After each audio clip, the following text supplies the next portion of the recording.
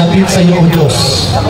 Lalo kaming pagmahal sa iyo, O Diyos. Na ikaw lamang ang Diyos na kailangan ng langit at lupa at amin ikaw kasasalamatan sapagkat meron isang nagmahal sa amin na walang iba kundi ang aming Panginoong Jesucristo na minsang namatay sa krus upang kami ay tubusin sa aming mga pagkakasala. Pararas mo sa iyong kapangyarihan, ipamaras mo sa iyong kapalakihan, hanggang ang mabuhay, mapuspos ng pusa at sa aming kalagitay bumaba. Talaga tayong pinakamagandang nangyari sa ating buhay. Sabihin, yung kapanganakan natin ay magiging kasiyahan sa ating mga magulang. Ang kamatayan po, hindi po nating alam kung kailan tayo babawian ng hiram nating buhay. Binigyan tayo ng buhay na kaluluwa sa ating pangangatawan. Kaya po yung katawan na yan ay gumagalaw dahil nandiyan po yung kaluluwa sa loob ng ating katawan. At darating ang panahon na itinakda ng Diyos, ang kamatayan darating sa atin.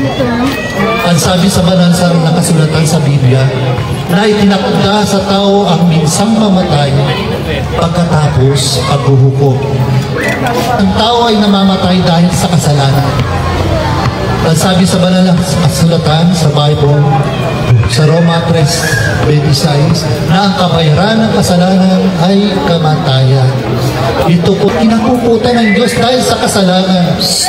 Although wala tayong nagawang kasalanan marahil, pero meron tayong likas na kasalanan na mana natin sa ating mga magulang. Ito yung sa Eva at Adan, nang sila'y sumuway sa Diyos, nagkaroon na po ng kamatayan. At dahil dito, maghanap ng kamatayan dahil sa kanilang kasalanan. Subalit nagbigay ang Diyos ng solusyon.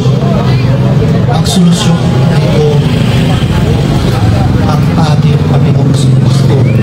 Si Jesus ay namatay sa krus upang maging kabayaran ng ating mga kasalanan. Ito'y ibinibigay sa atin sa sino mang sasampalataya at ibibigay ang buhay niya sa ating Panginoong Jesucristo at kikilalanin siya bilang Panginoon at tagapagligtas. At sabi ng ating Panginoong Jesus sa pahayag, ako'y kumakatok sa pintuan ng iyong puso.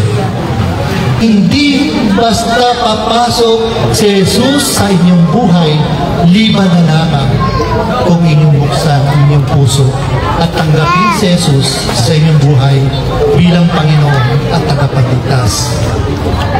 Ibinigay niya ang banal na Espiritu at ang Espiritong ito ang mananahan sa atin upang ang sinumang sumampalataya si Jesus ay mananahan sa iyong buhay.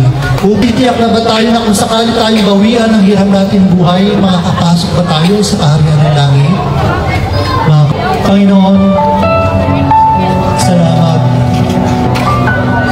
Ikaw ay namatay sa krus upang kami ay tubusin sa aming mga kasalanan. Dahil sa iyo, O Diyos, kami nagpapakumbaba. Nagsisisi sa lahat ng aming mga kasalanan, Panginoon.